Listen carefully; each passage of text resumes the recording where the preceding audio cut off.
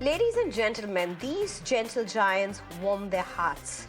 They are majestic, pride of many, pride of Kerala, across religions in this state, ladies and gentlemen. Festivals, be it in temples, churches or mosques, often are considered incomplete, in many cases without their presence. Elephants are elaborately decked up with ornaments for Kerala festivals. As Kerala's official animal, in fact, the elephant also finds space in state's emblem and even in the logo of Kerala Blasters, the football team that represents the state in the Indian Super League. But there is a jumbo worry since years now, and unfortunately, we wonder why does the debate around these majestic tuskers and the tusker trouble often come down to culture versus elephants? Why can't the two go together, especially when there's so much of love, pride, rules, guidelines to work one's way around them to ensure rights, protection, and much more? An annual festival at a mosque in Kerala's Malappuram district turned tragic. The horrific video shows Pakatha Srikuttan, the elephant, aggressively lifting a man and swinging him in the air and then flinging him. He's critical. The viral video also captures the chaotic scene as people at the festival run for their lives. At least 17 were injured. A similar incident took place in March last year. An elephant ran amok during the concluding ceremony of the Tharakal Temple festival. The incident unfolded when the elephant Guruvayur Ravi Krishnan, parading for the entire festival, went out of control. The elephant made 3 attempts to attack the Mahout, but he managed to escape, with major injuries, of course. To make things worse, according to data by Forest Department, as submitted to the Kerala High Court, 1 in 3 captive elephants have died between the period of 2018 to 24. But how does one need to look at this? What's the way out? And what does this really mean for Kerala? I'm being joined at this point by Rahul Ishwar, who's an activist, Mithun Vijay Kumar, who's a political analyst, Khushbu Gupta, who's a director of advocacy Project Beta India, and Ajay Suri, wildlife expert and wildlife filmmaker. And I'm also going to be joined by E.A. Kuttappan, former head Mahout himself. Thank you very much. Thank you very much, all of you, for joining us. It's a debate very close to all of our hearts. And as I started this off, it's absolutely unfortunate that most of this time it just boils down to culture versus elephants, when it really doesn't have to be versus in between. It's about taking the two together as much as possible. But obviously, there have been very big shortcomings in this particular case. Mr. Ajay Suri, if I can come to you first. Mr. Ajay Suri, with what we saw today happen at a festival in Kerala, how do you look at it as a wildlife expert? I'll tell you something. Elephants are, this incident itself is so distressing that it faces in the fly of the phrase which you used a few minutes ago, that elephant is the gentle giant. Of course, it is the gentle giant, but more than that, I believe that elephants are some of the most sensitive animals on this planet. So sensitive that on one hand, you have this very special bond, between the mahouts and the elephants, which is something like akin to parents and children. But on the other side of the spectrum is the fact that when an elephant becomes angry, when it becomes berserk, then it does not even listen to its mahouts, like it happened, yesterday in Kerala, where 17 people got injured and one man died. I was just going through a Google search and... No, he hasn't died. Yesterday itself, however, unfortunate, Spanish yes, tourist. but just putting it. Yeah, okay. And even yesterday, a Spanish tourist, 22-year-old woman, she got killed by a tame elephant in Thailand because she was patting the elephant. And the Mahout has been charged with murder. Now, more than that, just last month in Tiruchappendur, a district of Tamil Nadu, an elephant killed its own Mahout. The way I would look at it is that, first and foremost, whenever you call big animal like elephant, a pet animal, it never actually leaves its wildness. That wild gene is always there, and this fact is something which we as humans tend to forget. There have been so many cases of people dying of snake bite. They've been bitten to death by the king cobras. A few years ago, a man in United States, he was having a tiger as a pet. Can you believe it? A tiger as a pet in his own apartment, Okay. and he was brutally attacked. So at times we think that these animals are like cuddly creatures, and just because we have made them into pet and we have established some kind of a bond with them for years, they'll be, of course, they also like caring and all that. But at the same time, an elephant is not a Caspian. It's not a cat or a small dog. I mean, and often we cross the Right. we cross the line, and I was like really amazed because last month itself, when a mahout got killed by an elephant, that was one of the rarest of the rare events.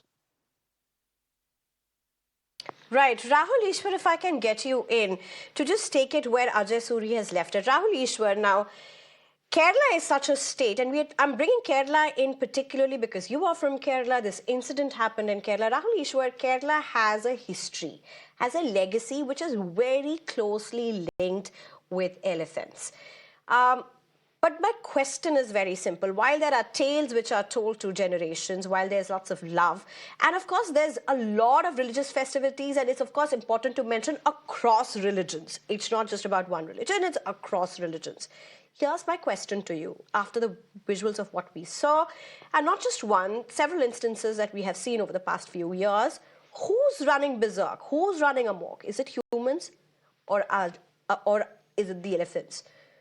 Snehaji, as a religious, spiritual person who believes in culture, I believe elephants are an essential part of our culture, both temple, church, or mosque. It doesn't matter. Places like Trishur celebrates elephant in a big way. So we always say we need to moderate ourselves in the festivities, but elephants are a very essential part, and we consider them Ganesh or manifestation of Ganapati. But having said that, we should be responsible enough to take care of our elephants. That's the reason why even in Jallikattu, the Tamil Nadu issue, when we took a position, or even in the elephant issue in the Supreme Court, all of us, we fought in the court case and also in the media, we pointed out we are ready to undertake any guidelines. See, our cultural sentiments, our spiritual sentiment is definitely there, but it is the responsibility of the government, it is the responsibility of the administration to give us great guidelines, very specific yardsticks, and I believe 99.99% of the believers will follow it without even questioning. But the point is, government has a responsibility, all the ecosystem has a responsibility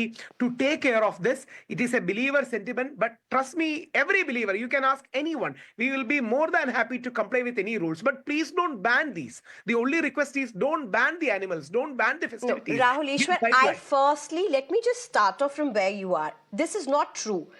While nobody is asking about banning of the procession of elephants, that's nowhere which is being discussed also on this show. Let's get to the visuals of what we saw. Let's just put those visuals out. A basic thing about the number of people that are allowed around the elephant, the distance that's supposed to be maintained, all of this, and this is not just one instance. This, you may say, has happened at a particular place, but you and I and viewers who watch this very carefully know that these are often repeated instances. They do happen across the board. Now, Rahul Ishwar, you may say guidelines are there and we are very happy to implement them. The truth is it is not being implemented. It is not being implemented across boards, despite whichever government comes to power. Governments come, they say guidelines, they say they will be implemented, but look what happens, whether it be in temples, churches. How can you just put it on the government?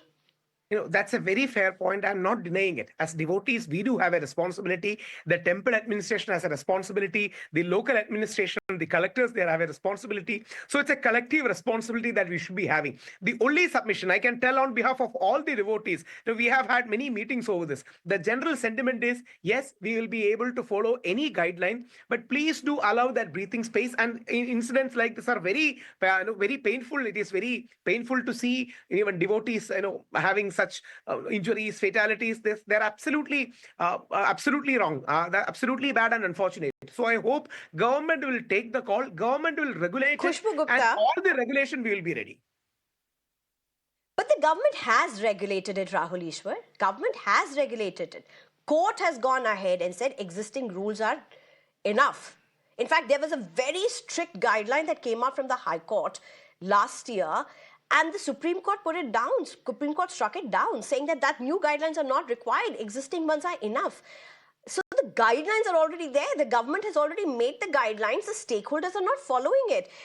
Khushbu Gupta, how would you look at the response that's come on board right now? You just heard Rahul Ishwar. He's saying everybody is willing to implement the guidelines, but the guidelines are not being implemented. In these visuals that you are seeing, Khushbu Gupta, and from what you have followed closely, what are the immediate guidelines that come to your mind that are clearly missing? Not missing, but have not been followed on the ground?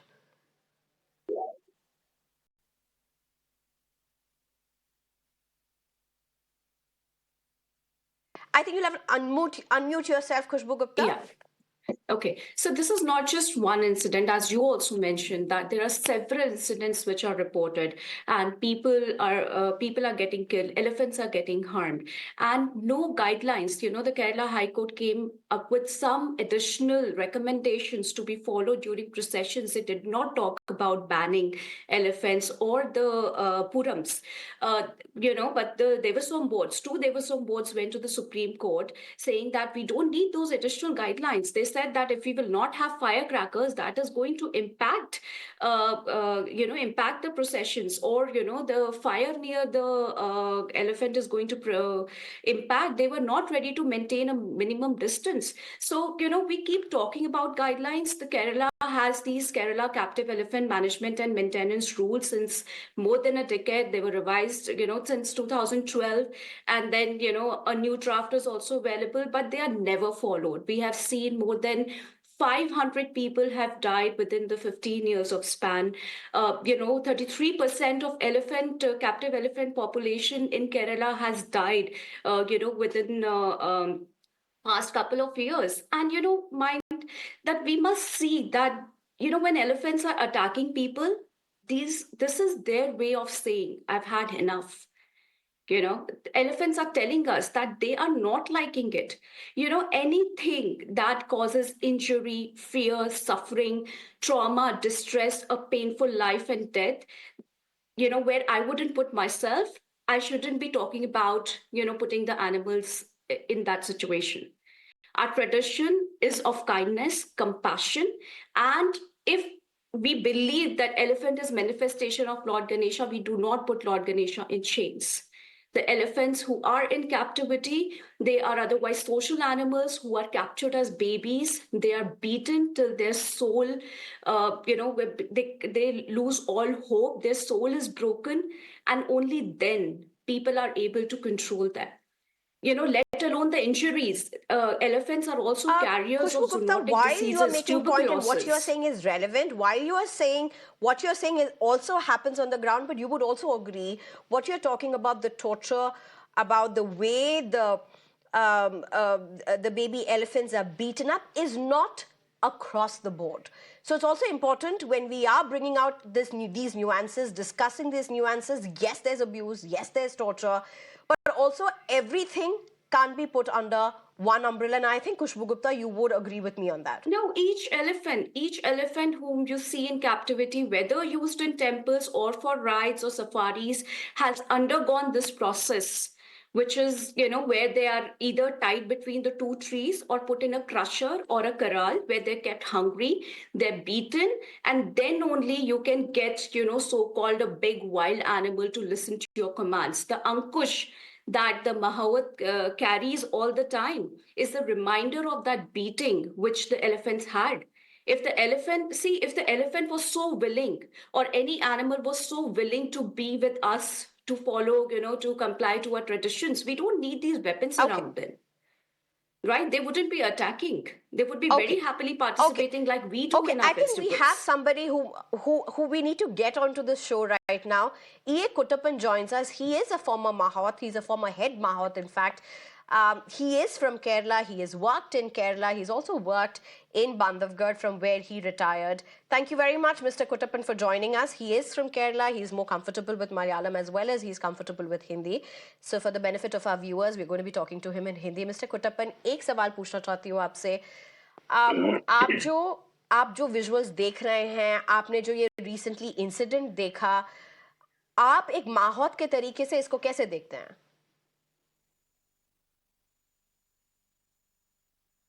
मेरा कहना यही है, क्योंकि इन लोग दिन भर उनसे हाथियों से काम नहीं लेते हैं। केरल में जो हाथी रखता है, रईस आदमी रखता है। एक तो वो मंदिरों में रखता है, क्योंकि उनसे काम नहीं लिया जाता है। साल में 2 बार 3 बार जो मंदिरों में जो पूजा पाठ होता है उस टाइम लेके जाते हैं, क्योंकि बाकी दिन बंदे बंदे खिलाते रहते हैं। हाथी मस्त में आते हैं, इनको मालूम नहीं है, क्योंकि इनको मंदिर का पूजा के लिए लेके जाना है। वो लेके जाते हैं, हाथी का दिमाग खराब होता है, इन लोग जान नहीं पाते हैं। क्योंकि हम लोग जो काम लेते हैं, मतलब दिन भर हम लोग उसका साथ रहते, काम लेते रहते उससे, तो हमको पूरी जानकारी होते कब हाथी मद में आते हैं, कब उससे काम लेना है, कब उसको बंद करके रखना है। हमको पूरा जानकारी है। अब इन लोग इतना चीज नहीं जानते हैं। ये बंदे बंदे खिलाते हैं, और जब मंदिरों में जरूरत पड़ता है खोल कर ले जाते हैं, क्योंकि एक तो पैसा का लालच, और ऊपर से अपने अपना नाम ऊंचा करने के लिए, क्योंकि मंदिरों में लेके जाते हैं। उसके बीच में ये घटना होता है, क्योंकि इनको पूरी जानकारी उसमें नहीं होने के कारण ये होते हैं। क्योंकि हम लोग यहाँ तो हम अच्छे मद हाथी को मतलब काम में लेते हैं। बड़े बड़े टस्कर है हमारे पास, हम उसका काम लेते हैं। 8 घंटा हम उसका काम साथ में रहते हैं। हमको तो उसको जानकारी हो जाते है, कब ये मद में आ रहा है, कब ये सही काम कर रहा है। हम ज्यादा मद में तो काम, जितना काम उससे लोगे उतना कम उस मद में आते हैं।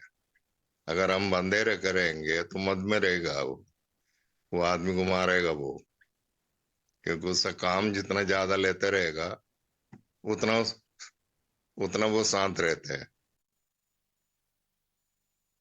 जी अजय सूरी जी, आप टेम्पल बोल रहे हैं बार बार, मंदिर बोल रहे हैं बार बार, लेकिन केरला में सिर्फ मंदिर ही नहीं है, चाहे वो मॉस्क हो या चर्च हो, जैसे हमने इमेजेस भी दिखाए हैं, फोटोज भी दिखाए हैं, ये सब जगह एसेंशियल पार्ट है रिलीजन का। बट मैं समझ रही हूँ आप क्या बोल रहे हैं Ajay Suri ji. Mithun Vijay Kumar, if I can get to you to respond to what Ajay Suri is saying, and he's saying a very important point. It's a very complex, unfortunate coming together of not just culture, but greed and prestige.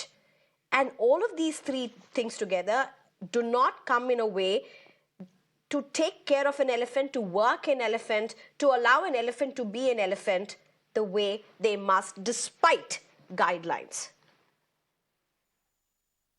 See, it's a very complex issue, I understand. And when this debate on using animals for festivals comes in, it actually pits cultural preservation against animal rights. That's something we have seen, for a very long time, be it elephants or any other animals. So while respecting the, concerns raised by people who are actually animal right activists or who are concerned about animals like elephants, I firmly believe that preserving our traditions and culture is equally important, like my friend Rahul Ishwar said here. And see, in majority of the Hindu festivals, if you see, the involvement of animals is not about cruelty, but it's to celebrate the harmony between humans and living beings and acknowledge our dependence on them. And there are many festivals where we actually worship animals. There are many festivals where we worship animals. So the culture or our tradition is such that we respect or we believe in coexistence, and our traditions have often Allow me to emphasized interrupt, Mithun Vijay sustainable Kumar. Allow me to interrupt. Again, you brought in religion. Fair point. You have made your point. But my question is very simple. It's not about a religion torturing an animal. It's about an animal that is kept to be used for a festival, a procession across religion lines, across religions for that matter, of how they are kept, how they are raised, how they are taken care of, or lack of it, how the Mahout treats them, how their needs are catered to. For example, simple things about distance being maintained, and that's the least. Festivals after festivals fail in that. About the hours of rest that are supposed to be given to an elephant preceding the festival, after the festival, during the procession. Across board Mithun Vijay Kumar, you would agree with me, we have failed. Definitely. I would definitely advocate on, better healthcare and better living conditions for these animals. But the point I was discussing tradition is because ultimately these animals are used for festivals that are ultimately related to some culture or some tradition or some festival. So when you say that, these animals must be taken care of, better healthcare or better living conditions must be provided, there is no debate on that. It must be done. But if you say that, it has to be done at the cost of tradition or culture or the festival, that cannot be possible. It's because it's ultimately the culture that Okay, defines, here's my or it's question. the For foundation a upon state which like nations are Kerala, built. And I for would a state like Kerala that prides itself with with the elephants, why have they not been able to take the two together? At least Kerala I should would have been the I would blame the state local where administration for culture, that. it would not be culture versus elephants. It would be culture and elephants together. If a state like Kerala hasn't been able to do it, what would?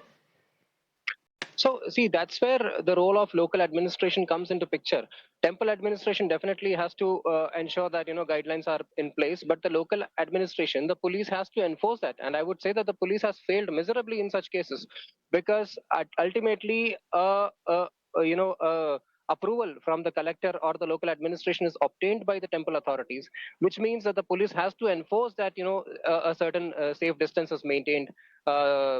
People are staying away from animals, which is not done, and that is the biggest problem. So the local administration should take such responsibilities, and they should ensure that tradition and the safety of animals and the safety of the crowd is, it all goes hand in hand. That's the responsibility of the government, that is the responsibility of the local administration, and we Ajay cannot bring Suri, into picture the is tradition this or a festivals. possibility anywhere, Ajay Suri? You just heard our panelists. Is this a possibility anywhere? Can it happen that uh, elephants can be used for religious purposes, for cultural purposes, for festivities in a way that they be safe and people be safe? Is that a possibility? I'll tell you what. I know Kuttupan personally. I've worked with him. When I was making films in Bandhavgarh. I've got a broader perspective to your question. If I may allow to say it. Look, the way I see things, we have to develop a holistic way of, looking at this web of life. And the most important thing is, laws are one thing, guidelines are one thing, but we have to have, some kind of a some kind of a reverence for life itself. And I'll tell you what, it's my belief that whether it's a human being or an animal, when that person or that animal is taken out of its comfort zone, then it tends to lose its balance, the way it happened with this particular elephant yesterday, the way it has been happening with so many tame elephants, over the decades. And don't forget what happened in the Dausa district of Rajasthan just 2 days ago. I mean, everybody knows how this tiger from Sariska, he walked out of Sariska and he reached very near to the human habitation. And when the forest people came to tranquilize him, I mean, they just added to the tiger's stress and it immediately attacked three people. I believe this tiger, had it been in Sariska, in its comfort zone, it would not have attack any human being. So the So, important thing is are to you give essentially a breathing saying space to that all, religious all animals. processions and elephants do not go hand in hand? Elephants cannot be in their comfort zone if they are being used for processions and See festivities. that See that depends on. See, you have to maintain the comfort zone of the captive elephants. Like Kuttupan was saying that these elephants were not put to use, for 8 hours a day, and because of that, they would develop sudden stress when suddenly they are taken out on the streets for a procession or whatever. So obviously to maintain their comfort level is something that we as a human beings have to ensure. It's as simple as that. Rahul Ishwar, please come in. A very, very valid point, because at the end of the day, it is the humans who are bringing the elephants, are using the elephants, and it is not the elephants running amok, or it's not the elephants going berserk. Would you agree with me on that? Yes, to a great extent. It's a responsibility of the human beings because we are the more, at least consciously evolved of species. And it's our duty and responsibility to see that such things don't happen. And temples or churches or mosques where a lot of people congregate, it's very important for local administration to work with those religious, spiritual places to do well. You might have observed in Tirupati just some time ago. I mean, just some hours ago, unfortunately, 5 people died and many got injured for mismanagement. So my humble submission is from the part of the temples, the local administration, the government, we need to have scientific crowd management, all the other paraphernalia management. That is the way ahead. There is no point in blaming. And let me be very honest with this. We as ordinary devotees are very sensitive. When we are being blamed, we'll definitely have to take defense and shield. But if you are sensitive, Rahul Ishwar, then even this should not be repeating. You can't be only sensitive for your faith. It has to be also the right of the jumbos. And that clearly is not happening, Rahul Ishwar. As Mithun rightly and brightly said, see, these jumbos or bulls or or cows, they are a part of the ecosystem. They are not consumed. They are celebrated. They are worshipped. They are taken care of. Yes, some shortcomings may be happening from devotees' part. Nobody is saying no. But whether it is Jallikattu, whether it is elephants in Kerala, whether it is cow all over India, there is a sense of reverence for these animals. We see God in these animals. There is a godliness. Yes, better management can be done. Better guidelines should be implemented. For that, we have to work together. So let's be very honest. These are not for consumption, but these are for celebration and preservation of our cultural heritage and these species. There is always a nuance difference. Rahul Ishwar, Rahul Ishwar, if it is seeing God in the jumbos, and I'm not questioning that, but the implementation of that would be very different. Ms. Khushbu, do you want to respond to what Rahul Ishwar said? Keep saying that, it's the reverence of the animal. If we do everything what the God wants and we see that elephant or the animals and we worship them and we see them as manifestation of gods, we need to look at this issue from an elephant's eye. Right? Any tradition which involves animal participants in today's age, cannot and would not have an elephant's or an animal's consent, whether it is for, a procession or a ride or safari or for anything. We need to acknowledge that these animals are not in their natural environment, as Mr. Suri also mentioned. And these animals are frustrated. They need to be in sanctuaries. The ones who are in captivity and the ones who are in the wild needs to be protected.